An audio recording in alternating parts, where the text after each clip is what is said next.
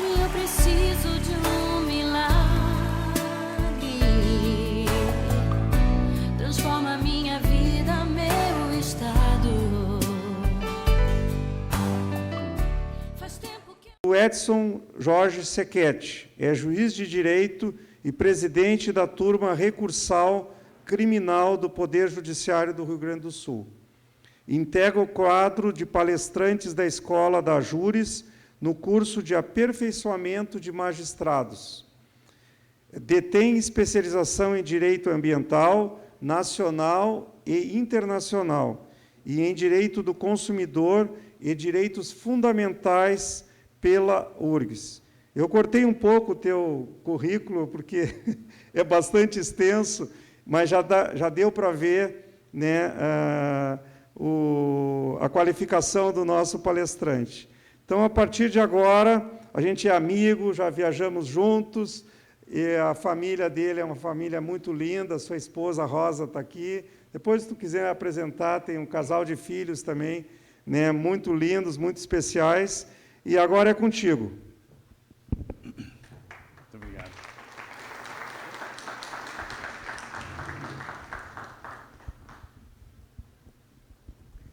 Boa noite a todos.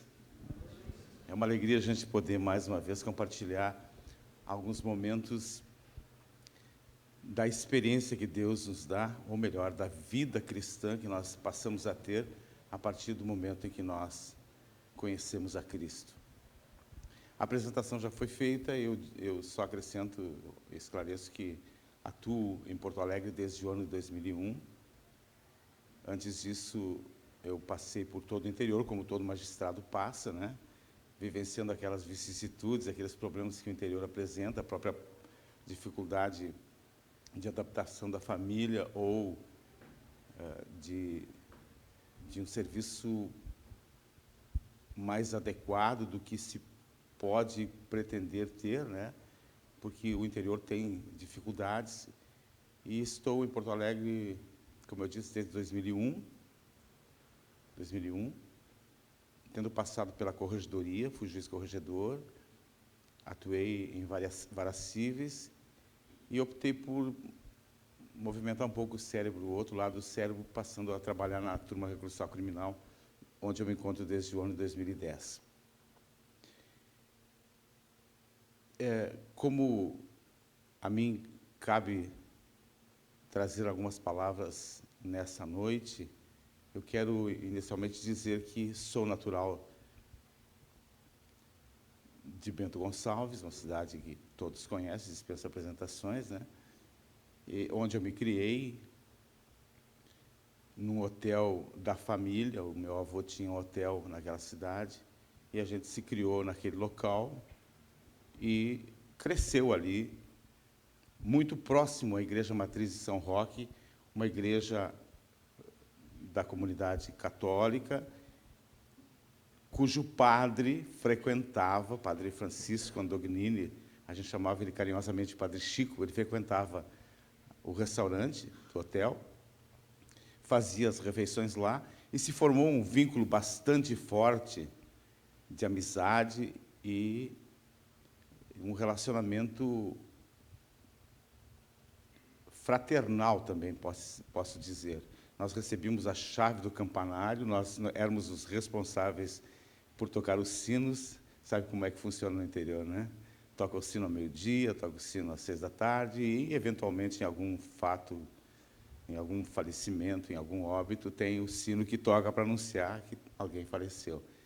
Nós éramos responsáveis por isso, alimentávamos, como se diz, o padre. Para quem conhece um pouco de italiano, sabe que capo é o chefe, e o padre sentava na ponta da mesa, nós chamamos de capotola. Quer dizer, ele era o chefe da mesa. Mas era um relacionamento muito interessante, porque permitia que nós, então, vivenciássemos aquela experiência religiosa.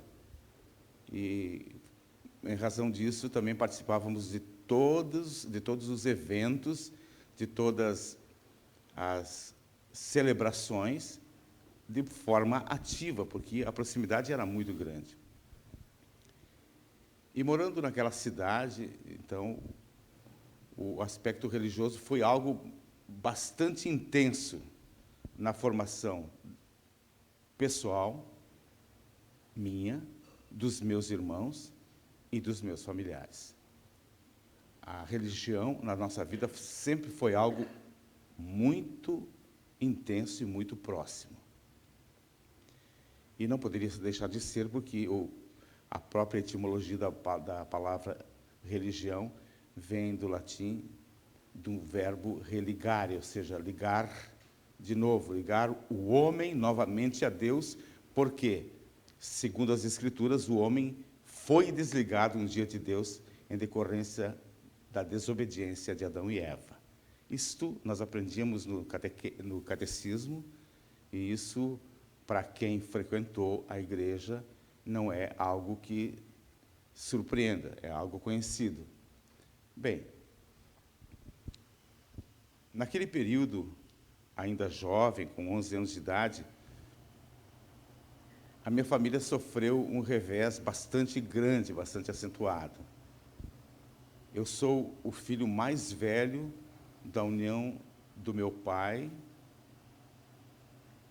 que também tinha um sobrenome italiano, um pré-nome italiano e um sobrenome francês, Fiorello Sechet, e da minha mãe, Maria Perufo Sechet, ou Sequete. E o nosso revés consistiu no fato de que, depois de ele ter pedido para eu sair e ir até um bar que ficava na esquina, porque no restaurante não tinha, para comprar cigarro para ele, eu voltei desse bar, entreguei o cigarro e nunca mais o vi. Nunca mais o vi porque, em alguns minutos, chega a notícia de que meu pai, que estava se dirigindo ao cinema, fora atropelado por uma caminhoneta em alta velocidade numa região militar, próximo ao quartel do então 1º Batalhão Ferroviário. Tinha sido projetado a uma distância considerável e havia falecido no local. Eu, 11 anos de idade, meu irmão mais novo, 1 ano e meio. Minha irmã com 9, outro irmão com 8, e a mãe com 32 anos de idade. Uma família que não fosse a união decorrente da própria compreensão de família, teria ficado desestruturada, né? Ou poderia ter ficado desestruturada, porque um filho, quando perde o seu referencial, perde o seu herói, perde também a noção do certo e do errado, perde direção de vida, se sente fragilizado, e comigo, ou com meus irmãos, também não foi diferente, porque eu lembro bem de todo aquele momento, em que pese ter passado tanto tempo. Lembro desde a notícia que chegava na nossa residência, de que meu pai havia sido atropelado, e ninguém dizia morto ainda, mas atropelado, até o momento em que eu chego no quarto da minha irmã, com 9 anos, e acordo a minha irmã para dizer: olha, o pai sofreu um acidente, e vejo minha mãe batendo com a cabeça numa janela, não acreditando naquilo. Fala-se para o outro irmão, e para o irmão mais novo, que não compreendia satisfatoriamente o que era aquilo, de maneira que isso ficou impregnado e ficou trazendo para dentro do coração, além da desesperança, também um medo que cresceu naqueles meses, que era o medo da morte. A morte bateu na porta lá de casa, nós não a conhecíamos, pelo menos nós, filhos, não a conhecíamos, e ela bateu de maneira assustadora, tirando de dentro do seio familiar uma das pessoas mais importantes daquela família.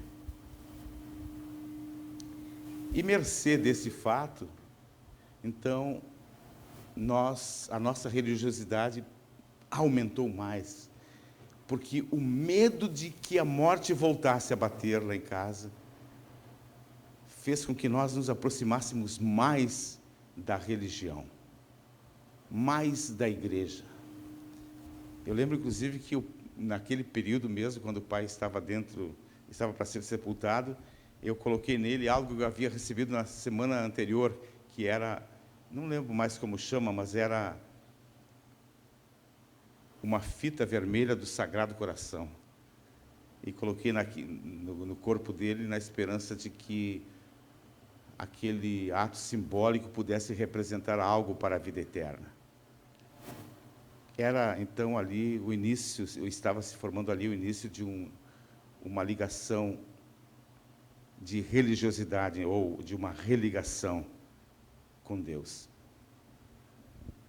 E o tempo foi passando, e eu me vi, em determinado momento, entre dois caminhos. O caminho de um homem religioso, que buscava, e não diria propriamente se escondia, mas que buscava a religião para ter um pouco mais de segurança, enquanto o próprio fato ocorrido no âmbito familiar trouxe para dentro do meu coração, do meu íntimo, um temor muito grande e uma confusão mental que me levou ao conhecido transtorno obsessivo compulsivo, né, Marineide? Um toque, mas na época, como eu era criança, não se falava em toque. Faço assim às vezes. Não se falava em toque. Toque é algo mais recente. E os estudos a respeito do transtorno obsessivo compulsivo começaram há 40 anos, há 30 anos, mas não difundidos da maneira como se esperava que fossem difundidos. Quando eu consultava alguém, eu fazia com receio, mas também com a orientação de que, hoje eu tenho uma filha psicóloga, eu falo sem temor, né? E a Marineide está aqui como psicóloga também, deve ter mais, mas eu com a notícia, com a informação de que esse tipo de consulta não me traria muito resultado, pelo menos imediato. Por quê? Porque o psicólogo nunca diz assim, bom, terminou teu tratamento, vai para casa, está curado. Ele vai te dizer sempre, até a próxima sessão. Porque, na verdade, é um tratamento prolongado. E não foi diferente o ensinamento que eu tive, e por essa razão, então, não fiz busca desse recurso para tentar tratar o toque. E o toque fazia com que, diariamente, eu tivesse ações que a minha própria consciência indicava que aquilo não estava correto. E para quem lembra do filme Melhor Impossível, cujo ator principal é Jack Nicholson, vai recordar que ele fazia verdadeiras atrocidades.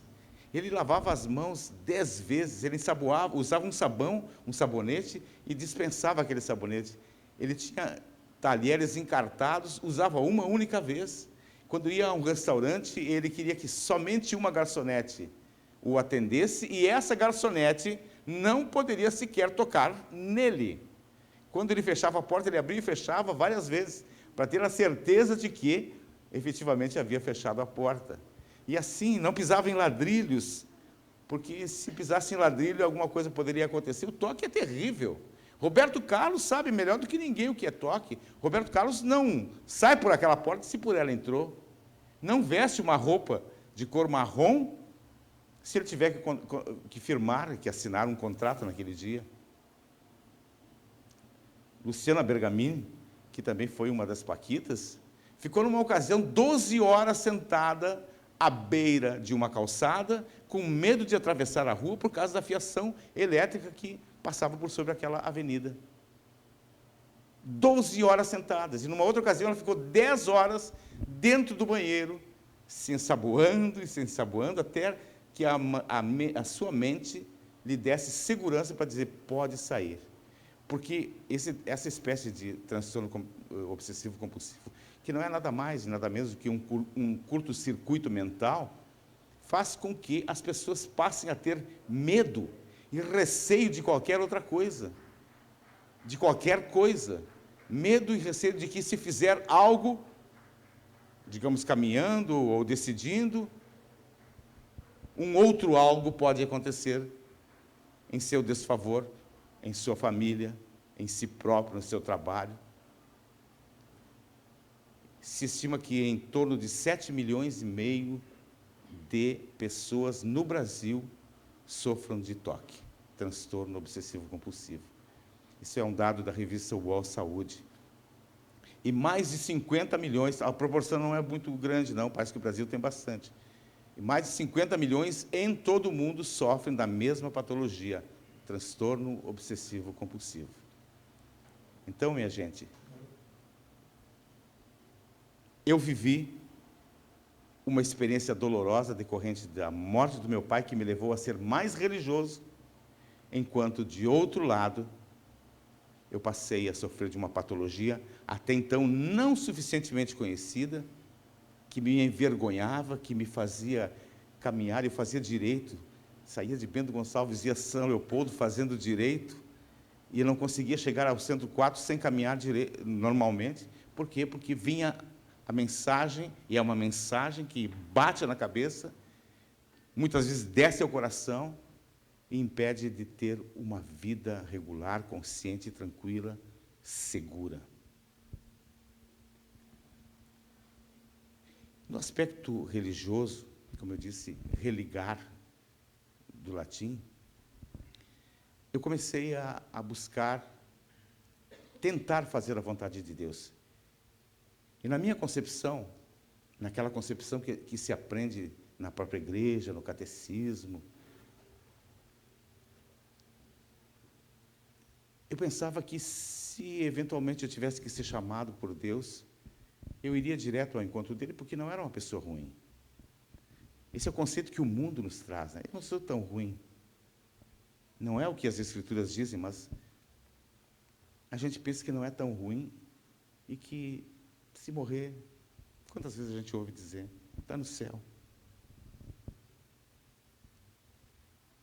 E comparando meus atos depois, com o passar do tempo, à luz das Escrituras, eu comecei a perceber que a exigência de Deus a respeito da comunhão que se deve ter com Ele é um pouco mais específica do que o conceito que nós temos em decorrência daquilo que aprendemos. Deus quer um pouco mais de cada um de nós. Veja como exemplo uma demonstração do que eu achava que era correto. Eu fui repórter também. Fazia direito, mas era repórter do Jornal do Comércio, em sucursal do interior do estado, em Bento Gonçalves. E fazia também assessoria de imprensa de uma prefeitura próxima a Bento Gonçalves. Então, me deslocava, como era jovem, não tinha carro, me deslocava de ônibus de Bento Gonçalves a essa cidade, chegava no centro, ia até a prefeitura municipal, onde exercia aquela atividade, mas antes passava pela frente de uma igreja, a porta sempre aberta no interior do estado.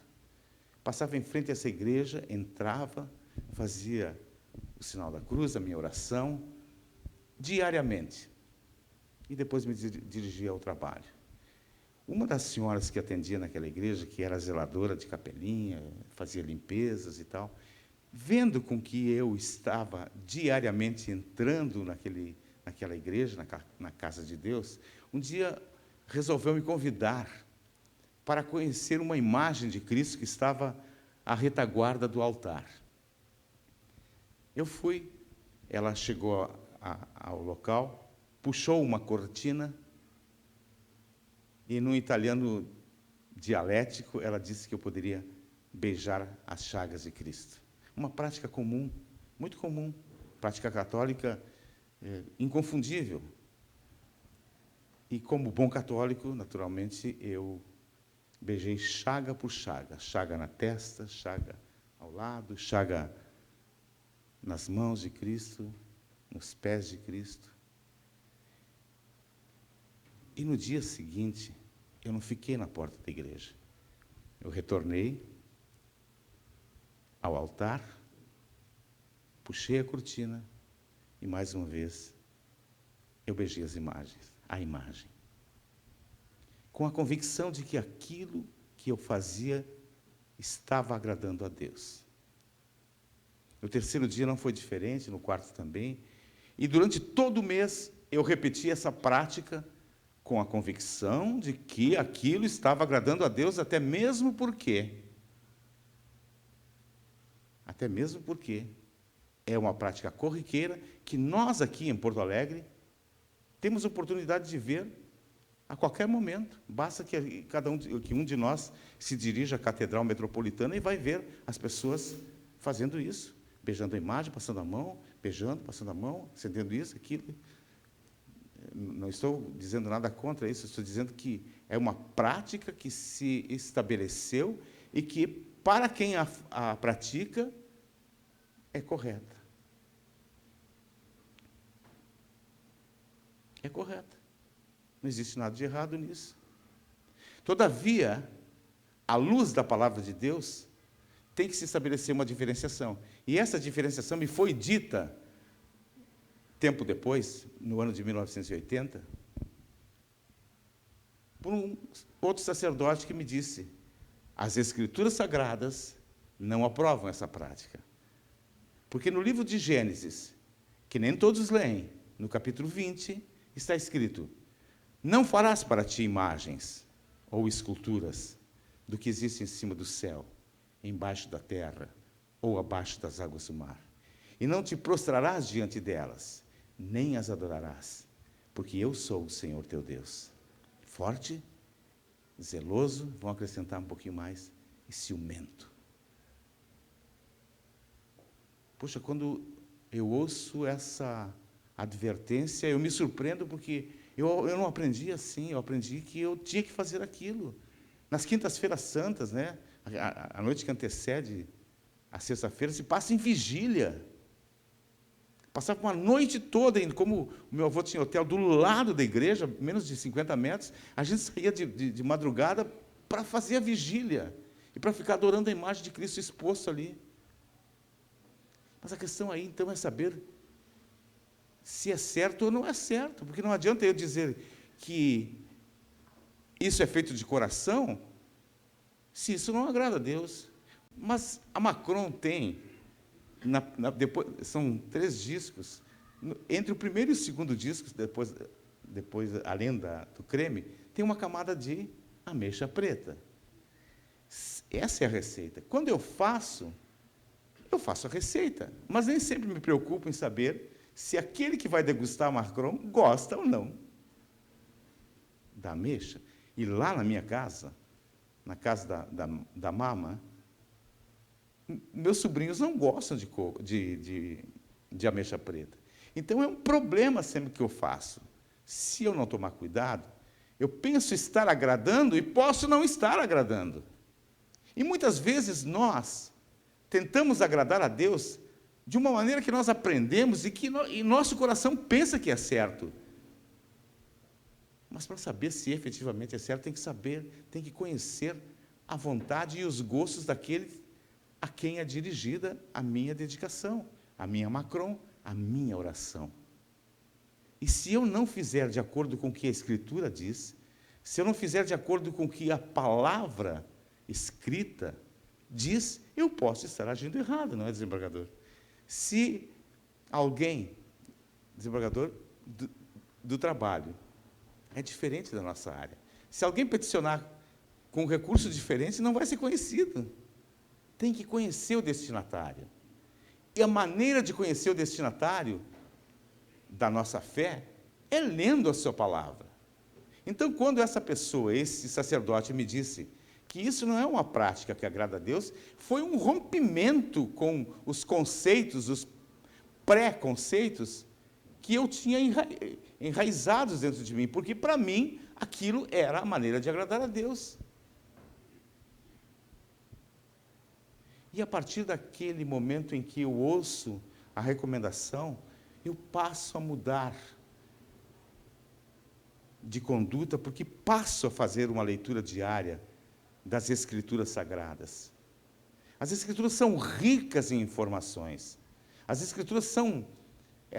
o pródigo quer dizer aquele que gasta, né? Gasta o seu patrimônio. As Escrituras gastam muito em repetir qual a vontade de Deus.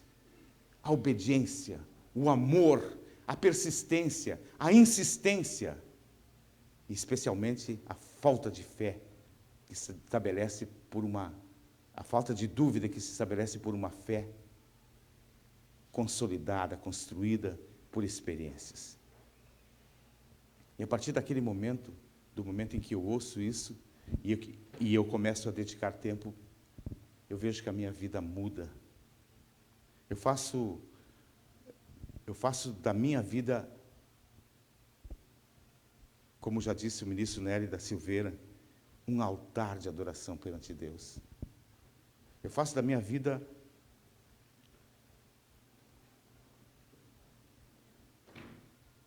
um altar de obediência. Mas não é nada forçado, não é algo que vá fazer com que eu seja obrigado a fazer, porque eu vou encontrar um Deus com uma vara na mão. O próprio Jesus não ensinou que Deus age dessa maneira. Embora a história eclesiástica nos ensine que os antigos hebreus faziam toda uma locução para chegar até a presença de Deus, com muitos vocativos. Senhor, Deus de Israel, Deus de Isaac, Deus de Jacó, Senhor dos patriarcas e dos profetas. Jesus vem com algo muito simples e diz: Pai, Pai nosso, Tu que estás nos céus. Jesus vem com a sublimidade de um novo ensino que não é forçado e que mostra que Deus está preocupado não com cobranças por obediência assim ou assado, mas com a certeza de que, sendo obedientes, e isso não é um jugo pesado, ele diz, é leve, nós teremos uma vida melhor, uma vida com abundância. Você sabe o que é uma vida com abundância? Vida com abundância é trabalho assegurado. Vida com abundância é certeza de saúde dentro da tua família. Vida com abundância é a eternidade. Vida com abundância é tudo. É solução. Você eleva o pensamento a Deus e a resposta vem. Antigamente eu citava uns casos que aconteciam quando eu trabalhava no litoral, em que a minha mulher, não gosto que fale disso, eu tinha comprado por diletantismo dela um maquinário que deixou de funcionar numa ocasião, e eu e as crianças acordamos num sábado de manhã, que era dia de descanso, né? Acordamos ouvindo as reclamações lá, e nós fomos até o local onde ela fazia aquela atividade com aquele maquinário, e eu disse aos filhos, queridos, essa máquina está doente, está dodói. Mas a palavra de Deus diz que quando nós orarmos, quando nós pedirmos, quando nós conversarmos com Deus, pedindo a Ele que cure, Ele cura. Vamos fazer uma oração para que essa máquina seja curada.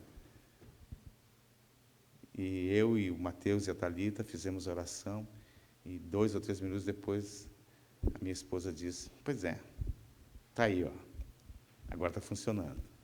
Né? Eu estou falando bem tranquilo, assim, não foi bem assim, né, com tanta tranquilidade que aconteceu.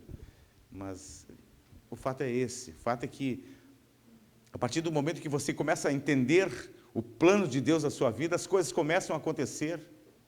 Você entra num hospital, e aqui não existe nenhuma repreensão, nenhuma crítica à atividade médica, que é científica, e o próprio Cristo valorizou, mas você entra no hospital e ora por um enfermo, e o enfermo é curado. Você entra no hospital e Deus, às vezes, pode te colocar, como aconteceu comigo. Nunca eu fui hospitalizado na vida, tenho uma saúde, graças a Deus, perfeita. Mas Deus me colocou num hospital, há 2 ou 3 anos atrás, por 4 dias, por um propósito. Tive o que as mulheres não gostam de ouvir, mas é diferente, né? Um problema no pé, como chama aquilo? Celulite. Celulite num dos pés, que é uma inflamação celular, e tive que baixar o hospital. E baixei o hospital, e como não tinha quarto privativo na ocasião, naquele dia, tinha muita gente, eu fui obrigado a dividir o quarto com um outro paciente, e quando eu entrei naquele ambiente, em 1 minuto ele estava chorando, contando o fato de que, tendo sido jogador do Avaí, um homem muito grande, tendo sido jogador do Avaí, ele estava com uma recomendação médica de amputação de um membro inferior, do membro inferior esquerdo. E ele estava desesperado porque tinha que tirar o pé. E eu entrei em 1 minuto. E em 5 minutos nós estávamos conversando com Deus. Eu passei aqueles 4 dias naquele ambiente, e naqueles 4 dias, rotineiramente fui falando em Deus para ele, saí de lá, fiz o que eu tinha que fazer, e dias depois, quando eu estava no interior do estado, em visita à minha mãe, eu recebo uma ligação dele, e ele diz: Edson, estou saindo hoje do hospital, com o meu pé. Nós servimos muitas vezes de instrumento para isso. Não é curandeirismo, não é fanatismo, é a presença de Deus que o mundo esqueceu. Porque se nós formos falar em Deus para esse mundo que está ali fora, nós não vamos ser compreendidos. Mas isso foi previsto e foi dito e antecipado por Jesus, quando ele advertiu que o amor no final dos tempos esfriará. Mas eu quero dizer então que, a partir do momento em que eu percebi que aquele texto de Êxodo 20, que dizia que não era para fazer imagens e adorar imagens ou esculturas do que existe em cima do céu, embaixo da terra, ou abaixo das águas do mar, eu já tinha aprendido no próprio catecismo, nos 10 mandamentos.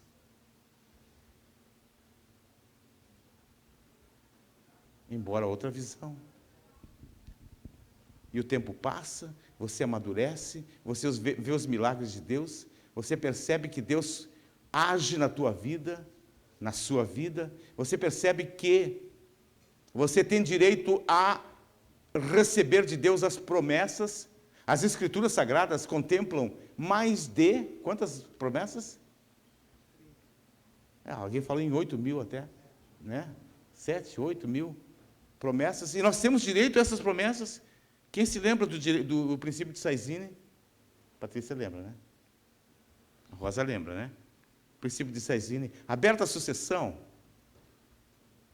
Quer dizer, quando uma pessoa morre, os bens se transmitem imediatamente aos herdeiros legítimos e testamentários. O que acontece com isso? Quando uma pessoa morre, mesmo que o herdeiro não saiba, no mesmo instante, a herança é transmitida a ele.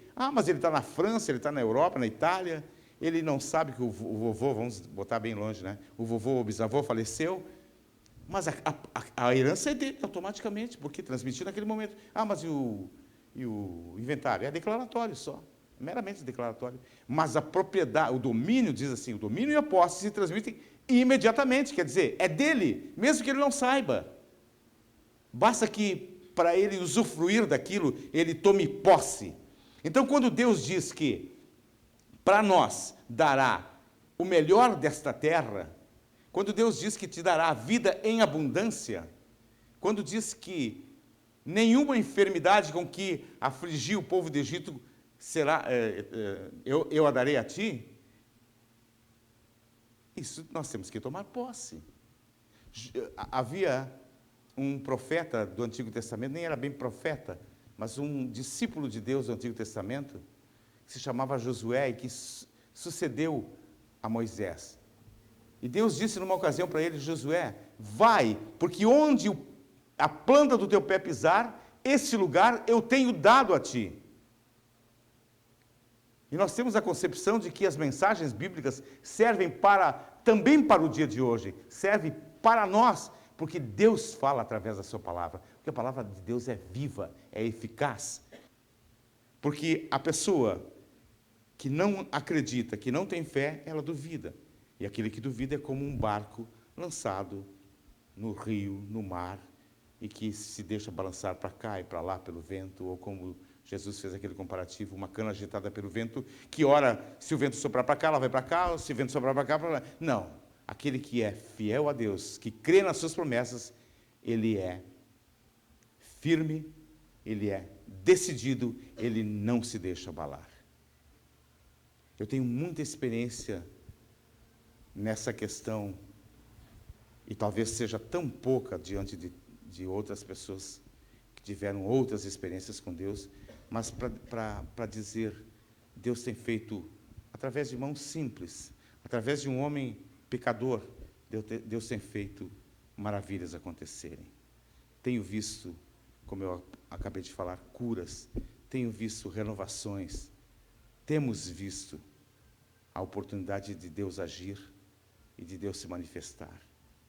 Mas para isso se exige que nós compreendamos qual o nosso papel.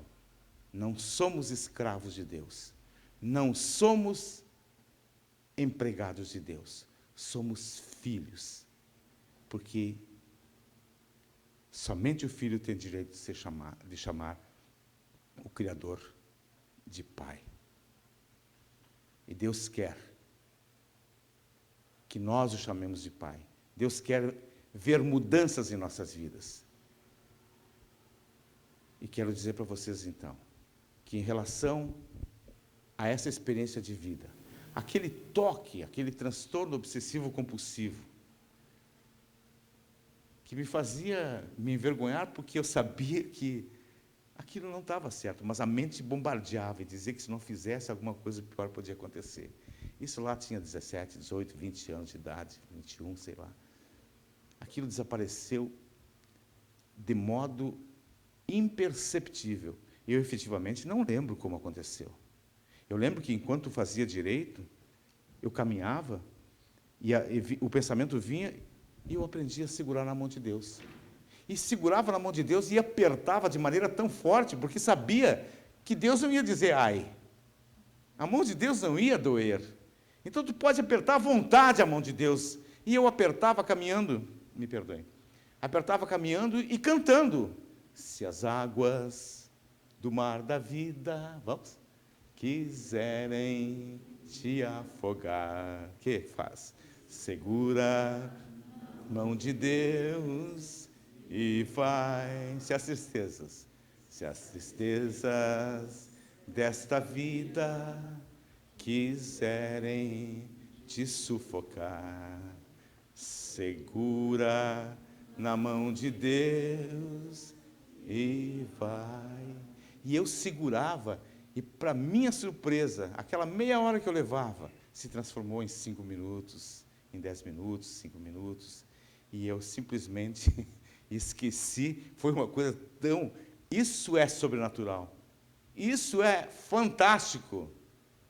Eu esqueci completamente, de maneira que, anos depois, lendo lá no litoral, uma revista, Vida e Saúde, parece que era, falava no toque, e dizia as características do toque, e eu estava lendo, e eu sou, né, eu sou europeu, né, como dizem, né, e eu digo assim, aquilo subiu, o sangue subiu no meu rosto, eu fiquei num vermelhão, porque parecia que alguém tivesse escrito a meu respeito aquilo, mas eu já tinha superado.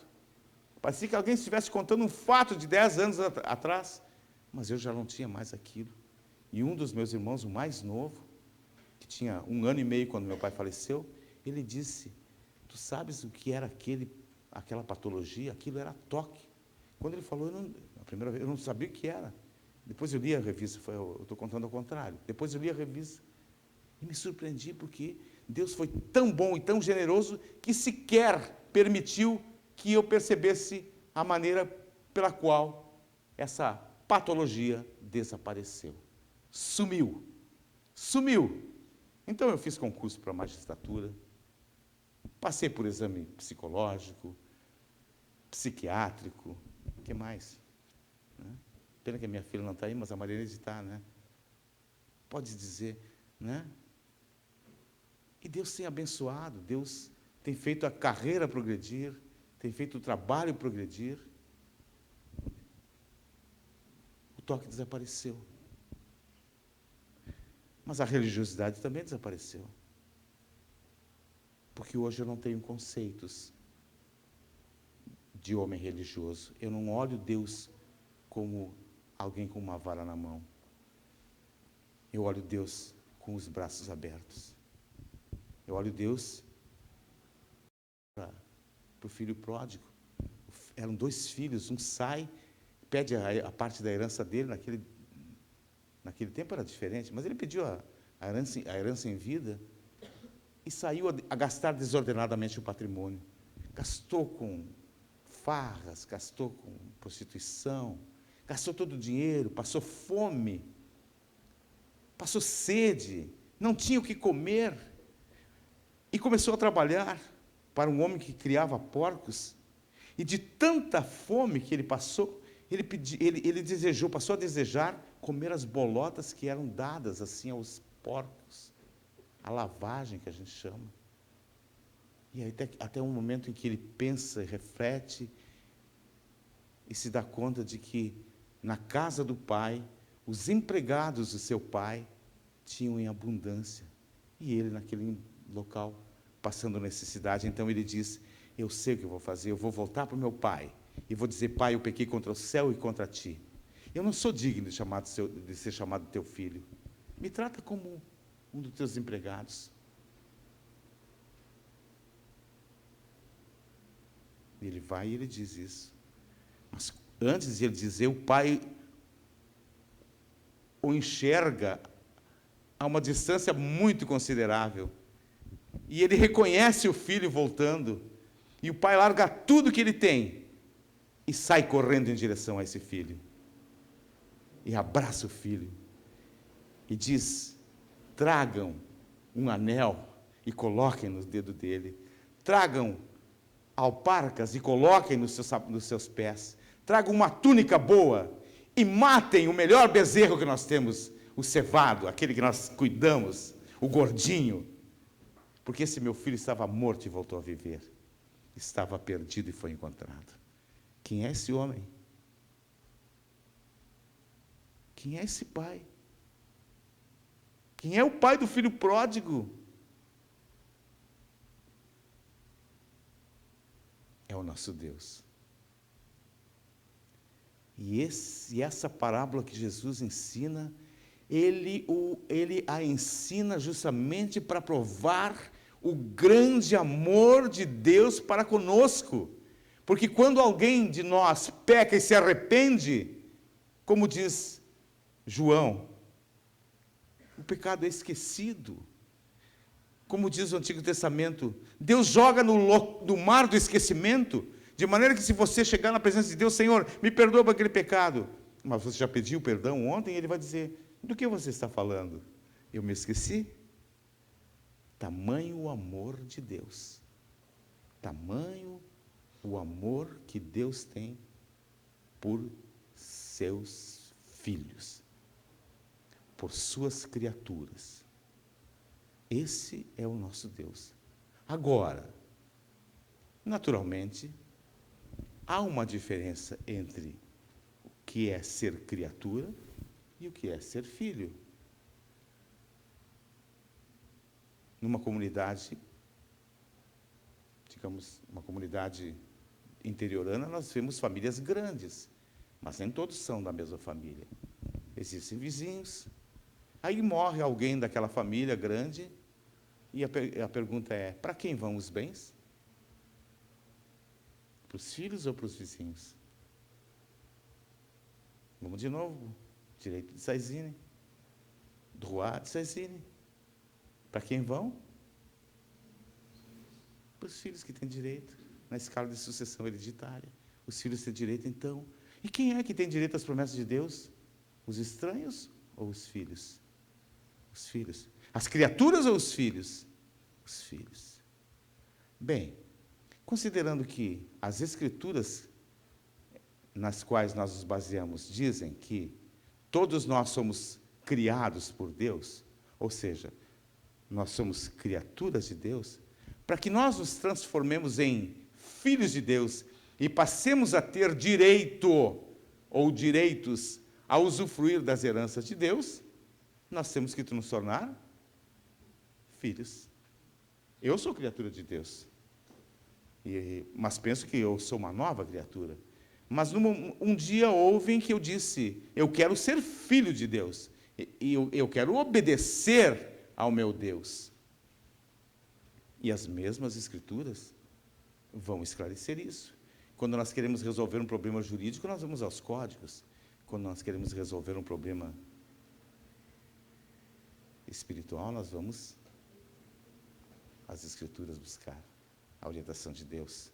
E as Escrituras são elas que dizem que a todos aqueles que receberam Jesus Cristo como Senhor e Salvador pessoal, Deus deu a estes o poder de se tornarem filhos de Deus, não criatura. Há uma transformação, há uma nova criatura, mas essa nova criatura passa a ser chamada de filho de Deus, porque aí é feito um registro nos céus, um registro no livro chamado Livro da Vida, porque aquele que aceita Cristo, ele passa a ter seu nome escrito no livro da vida, porque ele é filho de Deus.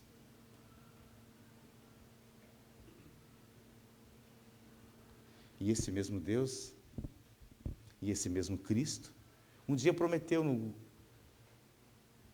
WhatsApp, fala isso, né? Prometeu no livro de Mateus. Olha como é bom relembrar isso, é muito simples, né? Nunca mais vão esquecer. Eu não esqueci. Mateus 18, versículos 19 e 20. O que diz? Quando dois, ou três, ou mais, estiverem reunidos no meu nome, Jesus disse, eu estarei presente. E tudo quanto pedirem ao Pai, crendo, com fé, lhes será concedido. O que significa isso, minha gente? Neste momento em que nós estamos reunidos, o fazemos em nome de quem? De Cristo. Por consequência lógica, Cristo está presente. Cristo está presente porque nós estamos reunidos no seu nome.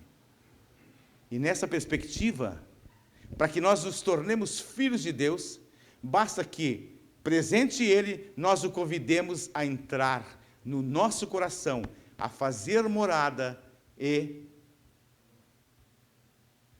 que Ele assuma o papel de Senhor dos nossos atos, dos nossos pensamentos, das nossas vidas, e nós aceitemos aquele sacrifício que nós sempre ouvimos falar que Ele fez, dando a vida por nós na cruz do Calvário. Aceitando Jesus como Senhor, para que Ele nos dirija, e como Salvador, para que Ele nos resgate, como já nos resgatou. E esse é um passo muito singelo, não é mudança de religião, não é mudança eclesiástica, não é mudança de nada, é mudança de visão e é um convite a Cristo. E nesse ponto não há como esquecer. Cristo a ninguém força. Cristo é um cavalheiro. As Escrituras dizem no livro de Apocalipse, capítulo 3, eis que eu estou à porta e bato. E se alguém me ouvir bater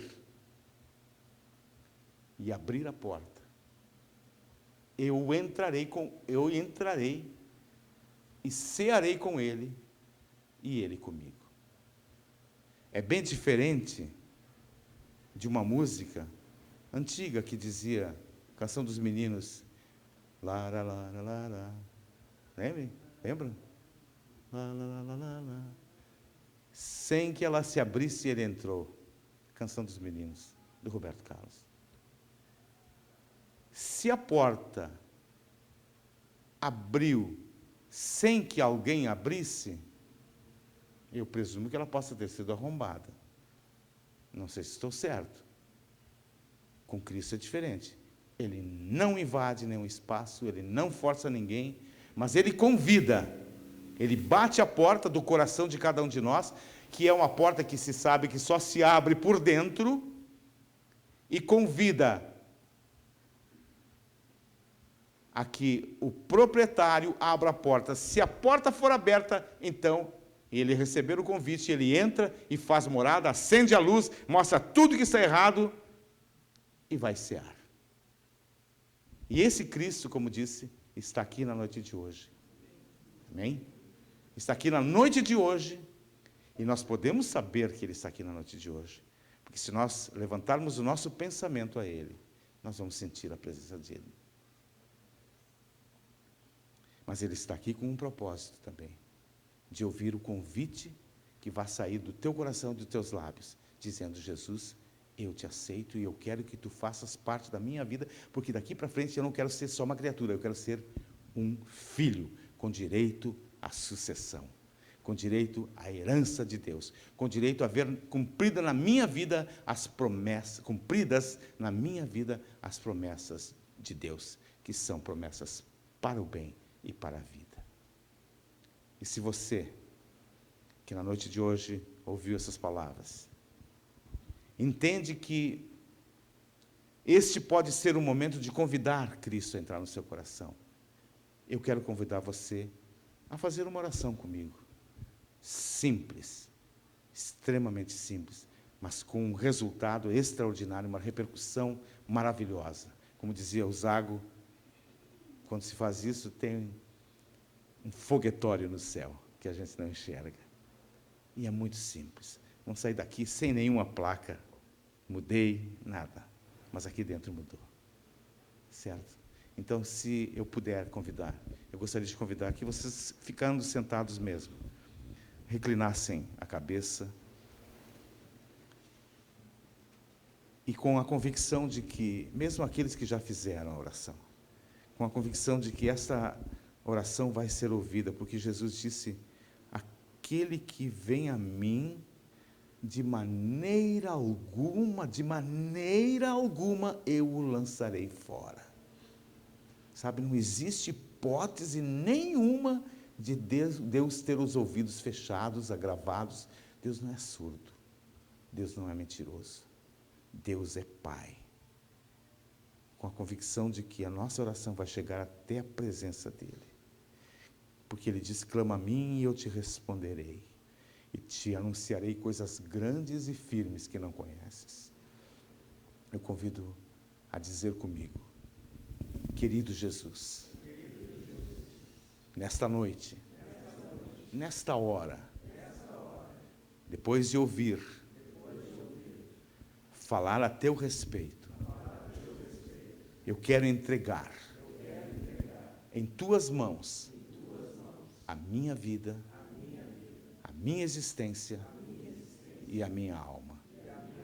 Quero pedir, Senhor, que o Senhor perdoe as minhas faltas, os meus erros e os meus pecados. E que o Senhor agora entre no meu coração.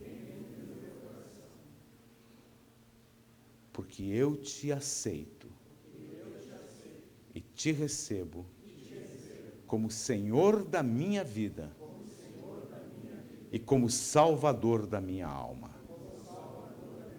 Quero pertencer ao reino de Deus.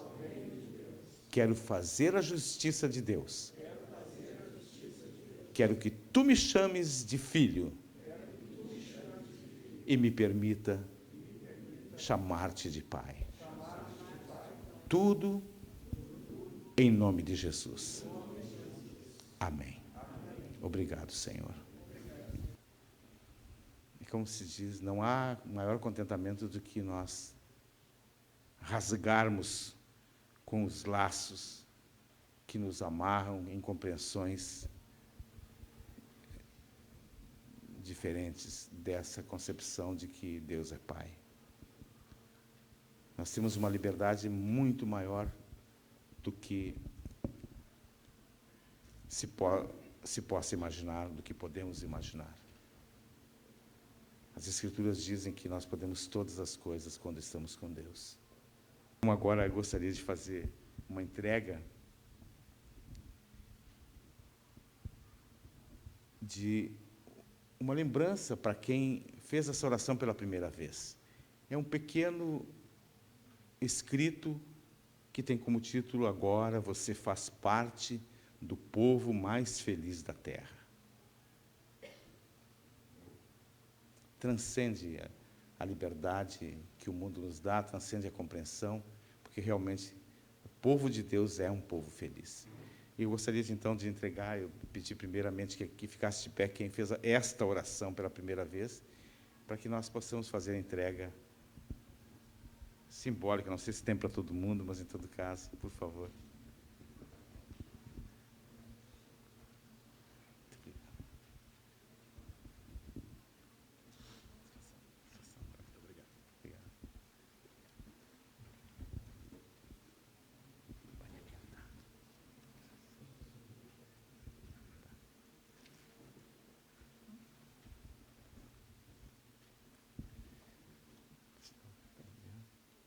Às vezes alterna na mão, né?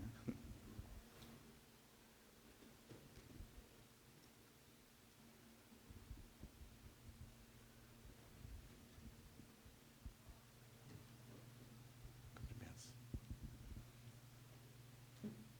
Cumprimentos, irmão.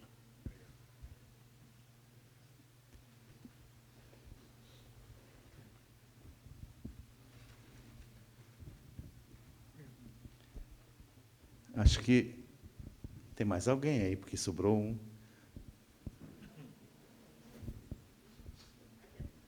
Aê!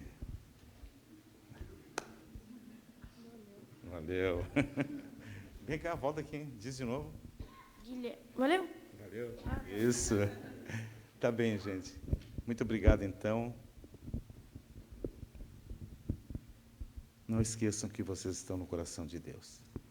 Deus abençoe a todos. Boa noite. Obrigado, hein? Parabéns, muito lindo. Mestre, eu preciso de um